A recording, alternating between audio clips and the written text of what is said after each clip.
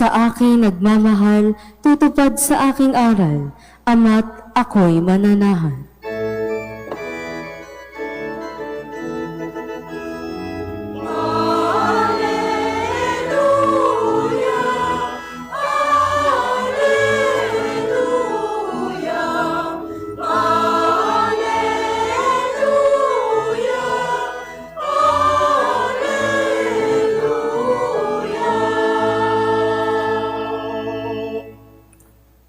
Sumainyo ang Panginoon. At sumayo rin. Ang mabuting balita ng Panginoon ayon kay San Juan.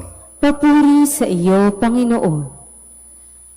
Noong panahong iyon, sinabi ni Jesus sa kanyang mga alagad, "Kung iniibig ninyo ako, tutuparin ninyo ang aking mga utos. Dadalangin ako sa Ama at kayo'y bibigyan niya ng isa pang patnubay na magiging kasama ninyo magpakailanman. Ito'y ang espiritu ng katotohanan na hindi matanggap ng sanlibutan. Sapagkat hindi siya nakikita ni nakikilala ng sanlibutan, ngunit nakikilala ninyo siya sapagkat siya'y sumasa inyo at nananahan sa inyo. Hindi ko kayo iiwang nangungulila. Babalik ako sa inyo. Kaunting panahon na lamang at hindi na ako makikita ng sanlibutan. Ngunit ako'y makikita ninyo, sapagkat mabubuhay ako at mabubuhay rin kayo.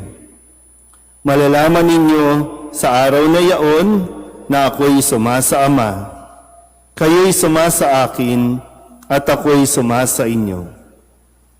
Ang tumatanggap sa mga utos ko at tumutupad nito, ang siyang umiibig sa akin. Ang umiibig sa akin ay iibigin ang aking Ama. Iibigin ko rin siya at ako'y lubusang magpapakilala sa Kanya." Ang mabuting balita ng Panginoon. Pinupuri ka namin, Panginoong Hesukristo. Isang magandang umaga po sa inyong lahat. At Happy Mother's Day po sa lahat ng mga ilaw ng tahanan na narito, maging sa mga nasa online. Pwede po bang palapakan natin ang mga ilaw ng tahanan? Sa linggo rin ito, kung tutuusin, ito ay linggo bago po ang pagdiriwang ng pag-akyat ni Jesus sa langit. Ibig sabihin, hindi na makakasama ng mga alagad physically si Jesus. Pero ang pangako ni Kristo na siya ay lagi nilang makakasama. Kaya nga sa pamamagitan ng Espiritu o ang patnubay, ang Espiritu ng katotohanan, mananatili ang salita ng Panginoong Hesukristo sa mga alagad. So kung titingnan natin, ito na yung huling linggo o huling sandali na mamaalam na si Jesus at ibinahanda na niya ang kanyang mga alagad para ipasa sa mga alagad ang misyon at gawain ng pagpapahayag ng mabuting balita na magdudulot ng kaligtasan sa mga tao. Pakisabi nga sa katabi, mamaalam ka na. Ayaw. Ano ba ibig sabihin ng mamaalam na? No? Sa konteksto na atin pong ipinagdiriwang. Di ba may mga panahon na dapat alam mo na kailangan mo nang ipasa ang iyong korona. May mga panahon na dapat alam mo, ipasa mo na ang kapangyarihan nasa sa iyo. Na dapat iba naman, kaya mamamaalam ka na. Hindi sa mawawala ka na, kundi mamamaalam ka na at ipagkakatiwala mo sa iba ang mga gawain mo. Kaya inihahanda mo dapat ang mga susunod sa iyo. Gaya ng nasabi ko kanina, inihanda naman ni Jesus ang kanyang mga alagad. Tinuruan niya ang mga alagad Ipinakita ni Kristo kung paano gawin at hinayaan niya ang mga alagad na ito na gawin, lalong-lalo na ang pagpapagaling sa may sakit, ang magpalayas ng demonyo, at lalo tigit ang magturo ng salita ng Diyos. So, ibinigay na ito ni Kristo sa kanila. Kaya nga, ngayon, panahon na ito para lumisan siya at ngayon, ang mga alagad naman ang gagawa nito. Kumpiyansa at sabi natin, confident naman si Jesus na aalis siya at iiwan niya ang mga alagad at nakatitiyak naman siya. At alam niya, nagtitiwala siya na magpapatuloy ang simbahang kanyang itinatag. Naintindihan po ba? Yan. Kaya ako sinasabing, sana handa na rin tayong mamaalam. Binigyan na tayo ng pagkakataon para ihanda ang kung sino man napapalit sa bawat isa sa atin. Yan lang, minsan nagkakaproblema tayo sa sige, okay, sila nang bahala dyan. No? Dito, focus dito. No? So, nagkakaproblema tayo kapag mayroon tayong kaisipan na hindi nila kakayanin kapag wala ka na. Hindi nila kakayanin kapag wala ka na. Kaya, kadalasan, ayaw mong ipasa ang kapangyarihan o ayaw mong ibigay sa iba ang katungkulan na ipinagkatiwala sa iyo. Yan sa, di ba, naalala nyo, ang lahat ng sinasabi ni Kristo, ang lahat ng kanyang ginagawa ay pagsunod lamang sa kagustuhan ng Diyos Ama. At ngayon, ang gusto ng Diyos Ama, bumalik na si Kristo sa langit, sa kanyang piling. Para nang sa ganon, itong mga alagad na ito, sila naman ang magpapatuloy ng gawain. Naintindihan ba? Kaya sa inyong mga nanay, may pagkakataon na kailangan nyo nang ipasa ang inyong korona sa pagiging ina.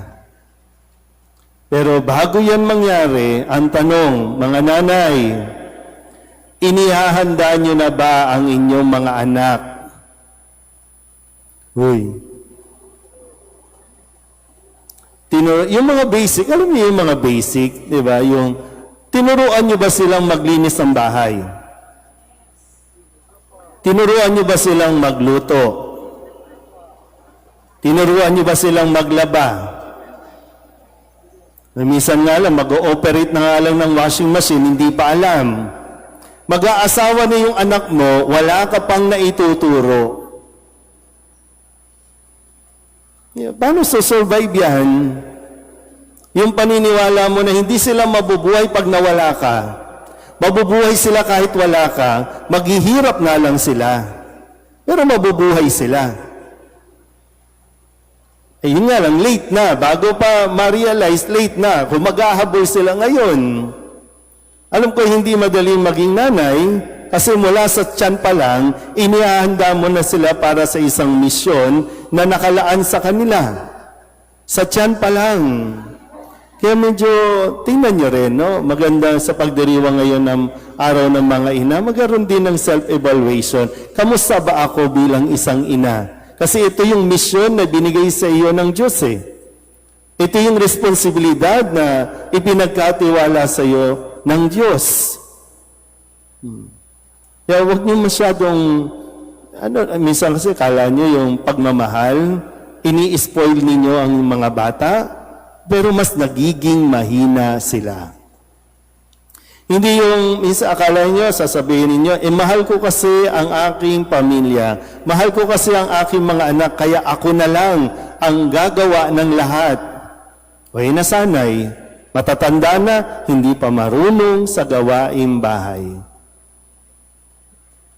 So, ano ngayon? Mga nanay, minsan naman kayo nagiging problema ng mga mag-asawa, ng mga anak ninyo. Kayo nagiging problema. May asawa na yun. Move on. Huwag ka ng mga elam. Di ba? Isa nyo nang ihimasok. Hayaan mo may pinili nag-asawa. O di hayaan mo. Ikaw nga, nagawa mo, di ba? Nakaya mo, natutunan mo. So ngayon, matutunan din nila. Hindi sa hindi mo na sila mahal, kundi tinuturuan mo sila para matuto. Kasi isang araw, mawawala ka din sa mundong ito. Pero anong gagawin nila pag wala ka na? At nakakalungkot minsan, bakit ayaw ng mga anak na mawala ka? Sige nga, bakit ayaw ng mga anak na mawala ka? Kasi mawawala yung pensyon. Kasi umasa, di ba?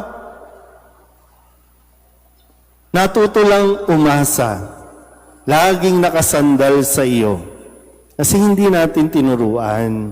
Hindi natin inihanda para sa pag-ako nila ng responsibilidad na pagdating ng araw, alam mo yun yung makikita mo na habang buhay ka pa, may pagmamalaki mo rin na, ay salamat sa Diyos kasi nakikita mong nakakatindig ang iyong anak. Nabubuhay ang iyong anak. Kahit may problema, kahit mayroong pagsubok, nagiging matatag dahil sa iyong mga aral, pangaral na talagang binusog mo sila mula pagkabata. Kaya hindi po kawawa, tandaan nyo ha, hindi kawawa ang batang pinaguhugas ng plato. Kundi mas nagiging responsable sila. Hindi kawawa na ang isang bata, grade school pa lang, marunong nang magluto. Dahil makakatiyak kang mawala ka man sa mundong ito, mabubuhay ang anak mo. Wala minsan, di ba? Gustong kumain. Ba't di mo turuan paano magluto? Pag gustong kumain, ayan, ang dami kasing karinderya dito. O kain na lang tayo dyan. O nag-COVID. Bawal lahat lumabas. O ngayon, paano sila?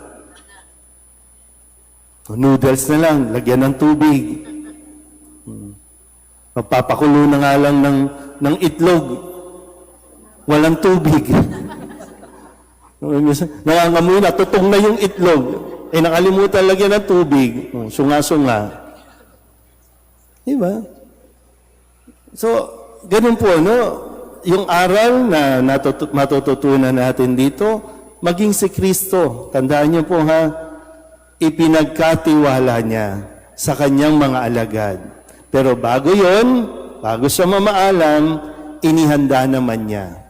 Itinuro, ipinakita kung ano ang mga dapat gawin, kung ano ang mga dapat matutunan ng mga alagad. Kaya ang simbahan natin, nagpapatuloy na nakatindig. Magpalit man ng parish priest ang parokyang ito, magpapatuloy ito dahil ito ay pinagkatiwala ng Diyos. Kaya, mga CWL ha, malapit na kayo ha, magkakaedad na. Ipasa nyo naman lahat kayo nagtatandaan na, walang mga bata sa inyo, di ba? Hintay natin maubos kayong 2, 4, 6, 7. Ay, pag naubos kayo, wala nang CWL. Ganun yung paghahanda. Inihahanda natin ang susunod na henerasyon para kung sakaling dalhin na tayo at kunin na tayo ng Diyos, magpapatuloy ang gawain. Ganun tayo ng mga lay minister natin, matatanda na. Ayaw mag-recruit ng mga bata-bata. Pero isang problema yan, hindi lang sa gobyerno, kahit sa simbahan, yung mga organisasyon, para bang sila na Lifetime Achievement Award na. Ayaw ipasa ang corona, ayaw ipasa ang posisyon. Kasi naniniwala sila sa kanilang sarili, sila ang pag-asa ng organisasyon. Si Kristo po, hindi niya pababayaan ang simbahan, kaya nagpapatuloy ito sa kanya rin patnubay. Amen? Happy Mother's Day po sa lahat ng mga ilaw ng tahanan.